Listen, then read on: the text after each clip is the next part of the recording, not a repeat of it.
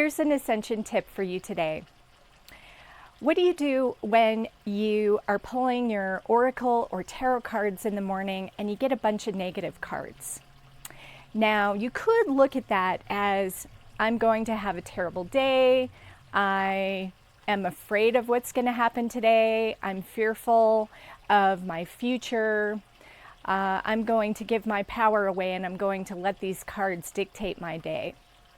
Or, and this is what I recommend, you look at those negative cards as an opportunity to grow and evolve.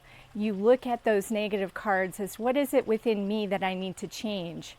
What is it within me that I need to do in order to have a beautiful day? And as you do this, your energy is going to start to shift, you're going to become more positive, and you're going to create a new outcome for yourself. So my advice is this: don't let a negative card disturb your day or bring you down. Look at it as an opportunity to ascend. By the way, if you're interested in learning more about Ascension and co-creating your highest timeline for yourself, I have a free membership called Soul Compass Discovery.